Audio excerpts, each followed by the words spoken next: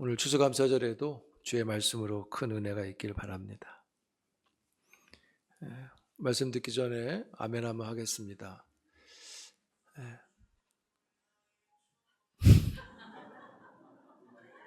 임영웅이죠?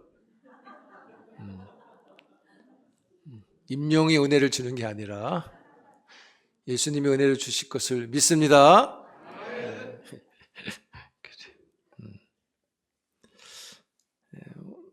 오늘 추수감사절인데요. 저희는 셋째 주에 하지 않고 첫째 주에 합니다. 여러분, 수확을 한 농부가 하나님께 추수감사를 드리잖아요. 수고는 농부가 했는데 하나님께 추수감사를 드려요. 그 이유는 분명하죠. 열매를 얻는 데 있어서 하나님께서 이른 비, 늦은 비, 필요한 모든 것들, 햇빛, 바람, 온도, 날씨의 온도 등을 다 주셨기 때문에 수확이 된 것을 알아서 수고는 본인이 했어도 하나님께 감사를 드리는 거죠. 마찬가지로 하나님께서 우리에게도 복된 열매를 주셨습니다. 우리 범사에 주셨고요. 우리 가정에 주셨고, 우리 일터에 주시고, 교회에 이른 비, 늦은 비를 주신 거죠. 그래서 우리가 추수감사절을 따라서 그 은혜를 찬양하고 감사를 드리는 겁니다. 바울이 갈라디아 교인들에게 열매를 이야기하는데요. 본문 22, 23절에 사랑과 희락과 화평과 오래 참음과 자비와 양성과 충성과 온유와 절제니 성령의 열매를 말하고 있습니다. 여러분도 이 열매를 충만히 맺는 여러분 되기를 축복합니다. 여러분, 왜 사도 바울이 갈라디아 교인들에게 이 성령의 열매를 말하는 걸까요? 성령의 열매를 말하는 배경이 있습니다. 갈라디아서 5장 1절에 보시면 이런 말을 하고 있죠. 그리스도께서 자유를 주셨으니 종의 멍에를 매지 마라, 이렇게 말해요. 그러니까 성령의 열매를 말했는데 22, 23절에서 맨 앞에서는 자유라는 것을 먼저 이야기를 하고 있다는 거죠. 여러분, 우리가 성경 말씀에서 자유 그러면 딱 생각나는 말씀이 하나 있어요. 그렇죠? 요한복음 8장에 진리를 알지니 진리가 너희를 자유케 한다 하는 말씀이 딱 기억나죠. 여기 보면 요한복음 8장의 말씀, 진리가 너희를 자유케 한다고 할 때 자유가 진리에서 온다는 것을 말하죠. 그러면 여기서 말하는 자유는, 이 자유가 진리라고 하는 것은 무슨 말인가? 뭔가? 성경은 자유가 진리에서 온다고 말하고, 또 요한복음 14장에 보면 이렇게 말했어요. 예수께서 이르시되 내가 곧 길이요 진리요 생명이니 나로 말미암지 않고는 아버지께로 올 자가 없느니라. 예수님은 자신이 진리라고 말씀하셨어요. 그리고 그 진리에서 자유를 준다. 그래서 오늘 갈라디아서 5장 1절은 그리스도께서 자유를 주셨으니 이렇게 말하는 거예요. 자유의 출발은 그리스도께로부터 왔고 그 자유를 그리스도가 우리에게 주신 거라고 말하죠. 그러면 예수님이 진리이신데 그 진리는 여기서 뭘 말하는 거냐? 요한복음 14장의 그 말씀대로 보면 하나님 아버지께 가는 것, 즉 아버지께 오는 것이라고 그랬잖아요. 하나님 아버지께 오게 하는 것이, 즉 영생을 얻게 하는 것이 오직 예수로만 말미암아 아버지께로 간다고 하는 것이 진리입니다. 그 진리를 말하는 거예요. 여러분, 예수를 믿으면 예수로 말미암아 하나님 나라 아버지께 우리가 가는 거죠. 그게 진리라는 거예요. 그래서 그 진리를 우리에게 주셨어요. 그래서 5장 1절에 그리스도께서 우리에게 자유를 주셨다 이렇게 말하는 거예요. 그리고 성경은 그 자유, 즉 진리로부터 온 그 자유가 그리스도께로부터라고 말하는 거죠. 여러분, 자유는 항상 하나님이 주시는 겁니다. 믿음도 하나님이 주시고 거룩도 하나님이 주시잖아요. 자유도 하나님만 항상 주시는 거예요. 다른 데서 주지 못해요. 그래서 하나님이 자유를 주시기 때문에, 믿음도 주시기 때문에, 거룩도 주시기 때문에, 은혜도 주시기 때문에 우리가 매일 주세요, 주세요 기도하는 거예요. 여러분, 이런 기도가 여러분들에게 충만하기를 축복합니다. 하나님이 주시는 거죠. 그 하나님의 주심 속에 자유라는 게 있다고 말했어요. 이 자유는 선물로 주시는 겁니다. 내 마음대로 내 기질대로 자유로운 자유가 아닌 거예요. 즉 내 마음대로 하는 자유가 아니에요.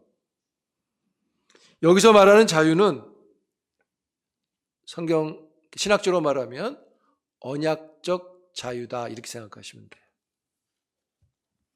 그러니까 이게 무슨 말이냐면 우리가 하나님께 붙어 있어서 하나님의 뜻을 이루어가는 자유를 말하는 겁니다. 그래서 하나님의 뜻을 떠나면 자유를 잃어버리는 거죠. 아담이 그랬습니다.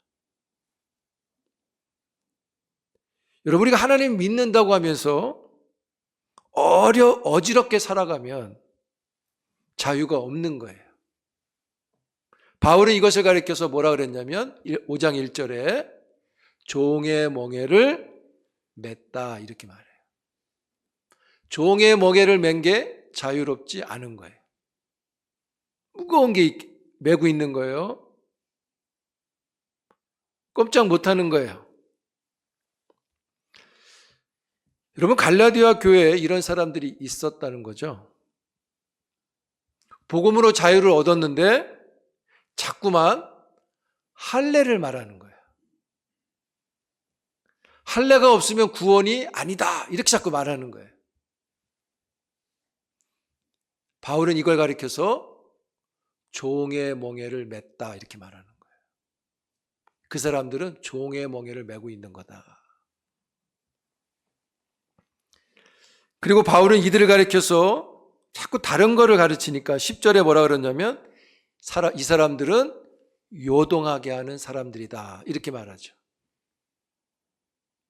여러분, 이 자유는 예수로 말미암아인데 이 사람들은 할례로 말미암아 이렇게 말하는 거예요.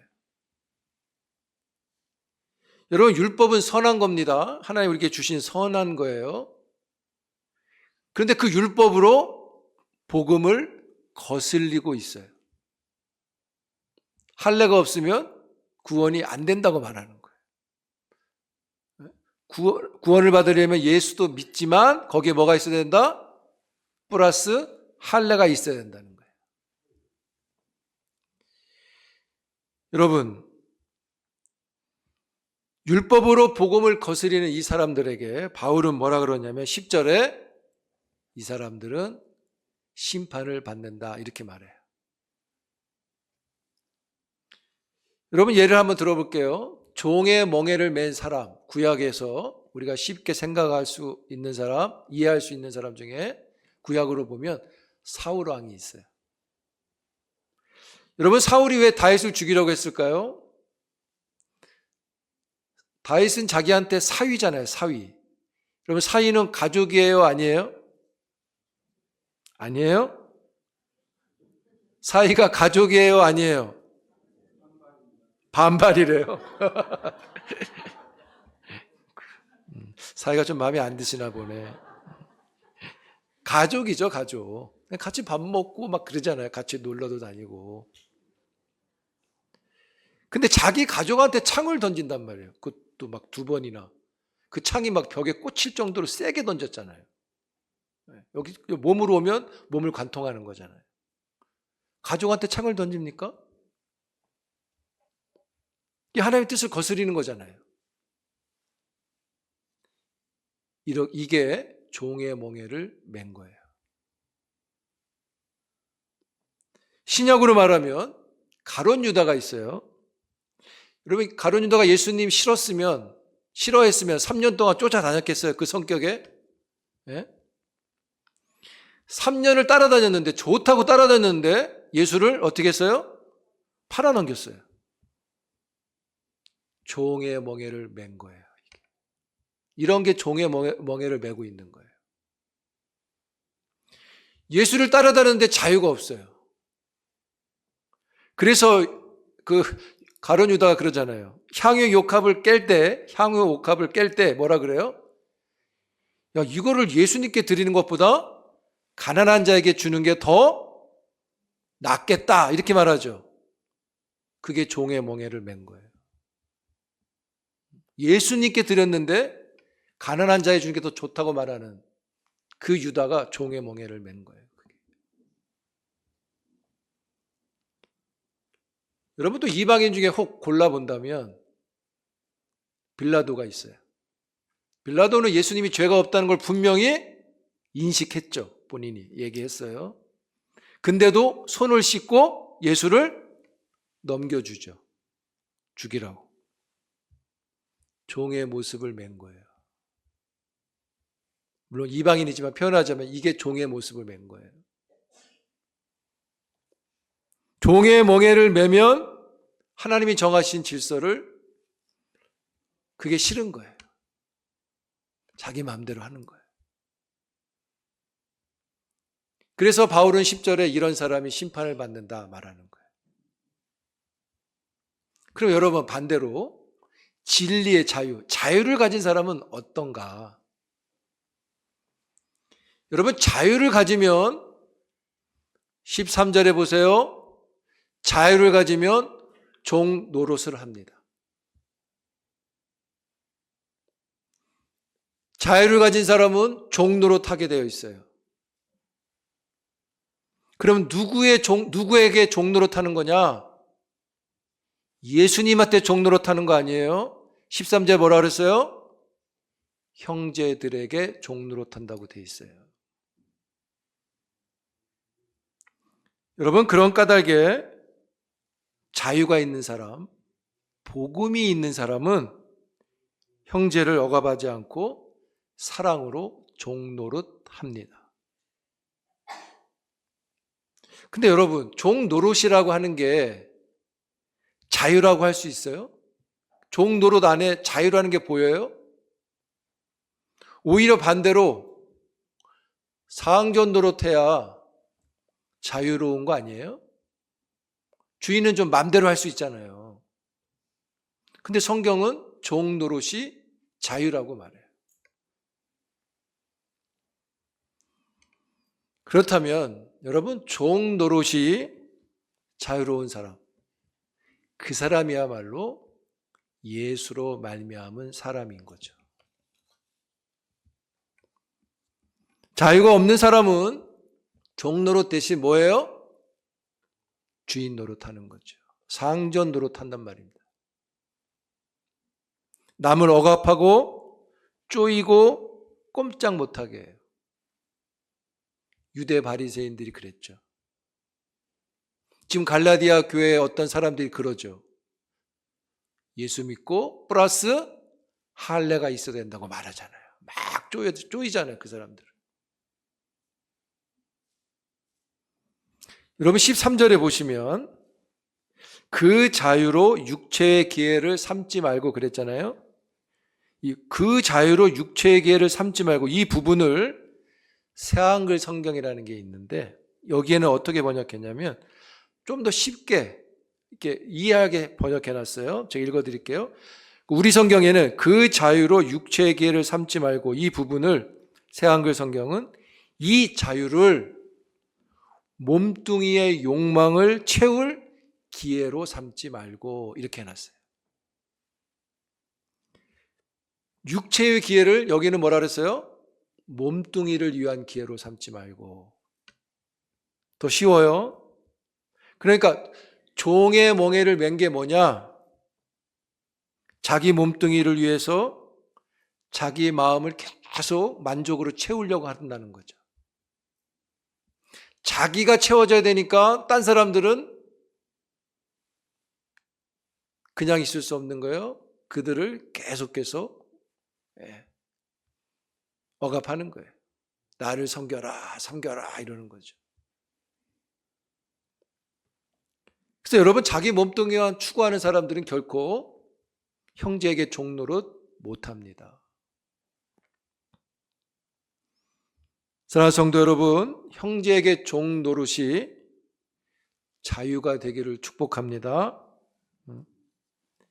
그러면 이 사람들은 왜 자꾸 할례가 자유인 것처럼 말을 할까요? 이유는 딱 하나예요. 예수 믿어도 할례를 해야 자유가 있다고 말하는 건 자신들이 할례를 받았기 때문인 거예요. 이미 받아서 할례를 갖고 있는 거예요.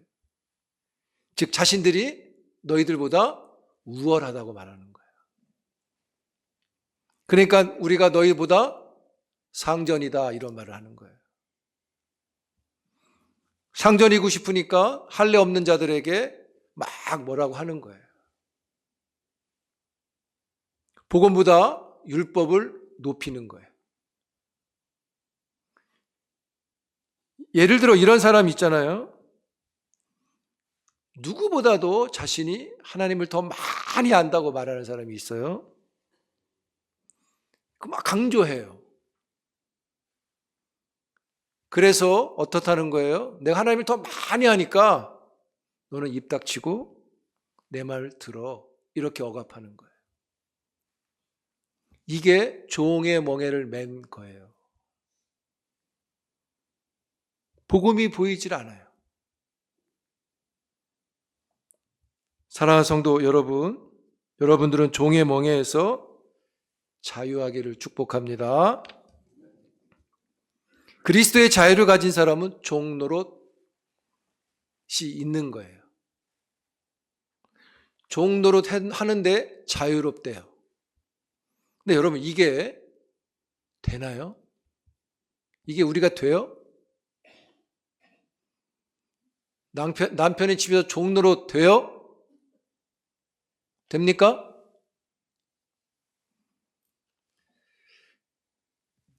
여러분 어때요? 응? 이거 어려운 거잖아요. 종노릇이 쉬운 사람이 어디 있어요?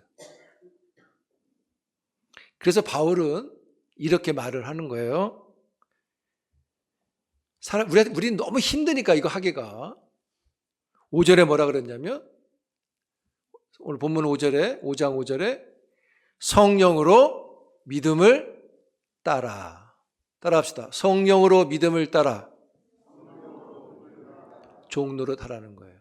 우리 힘으로는 안 되는 거예요. 16절 보세요. 성령을 따라 행하라. 또 해봅시다. 성령을 따라 행하라. 우리 힘으로 어렵다는 말이잖아요.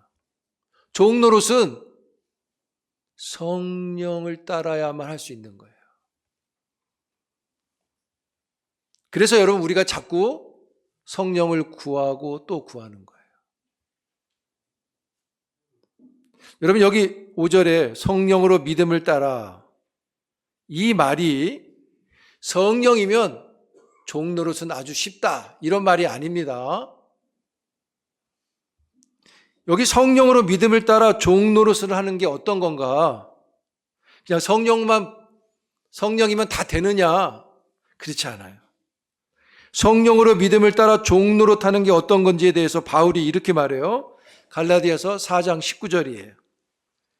같이 한번 읽을까요? 4장 19절. 앞에 있어요.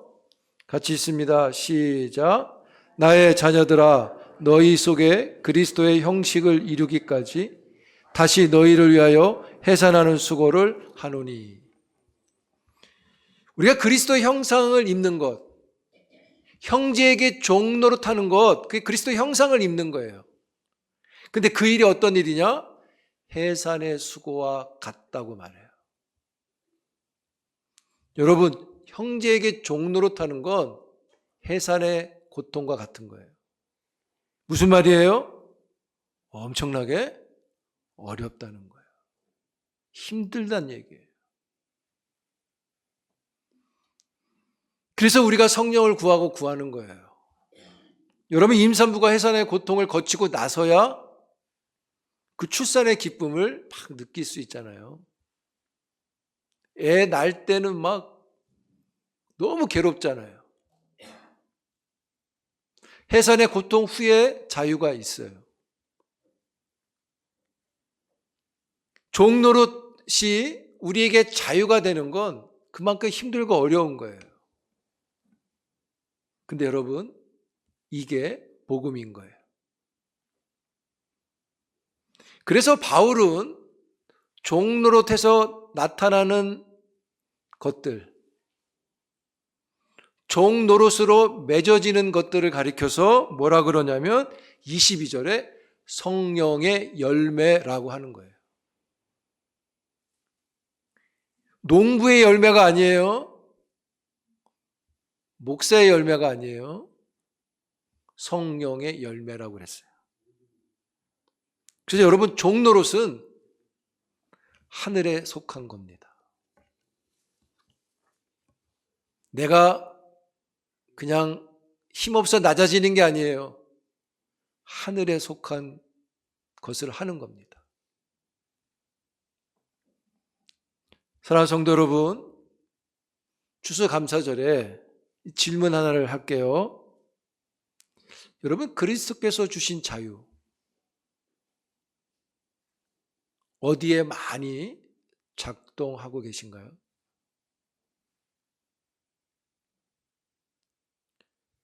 여러분에게 주신 이 자유가 작동되는 게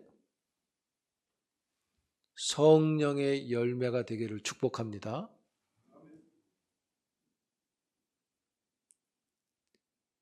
사랑하는 성도 여러분, 성령으로 말미암은 이 자유의 작동, 이 작동이 사랑과 희락과 화평과 오래 참음과 자비와 양성과 충성과 온유의 절제니 이 같은 것이 성령의 열매인 것이니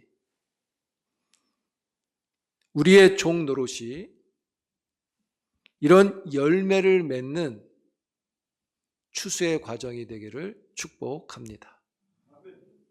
여러분, 추수는요, 우리 추수 추수는 물론 그렇지만, 그러니까 성령의 열매는 결과가 아닙니다. 성령의 열매는 과정입니다. 그래서 우리가 그리스도께서 우리에게 주신 이 자유는 형제에게 성품인 거예요. 종의 멍에를 매지 않고 성령의 열매를 맺어가는 성령의 사람들이 되기를 다시 한번 축복합니다. 기도합니다.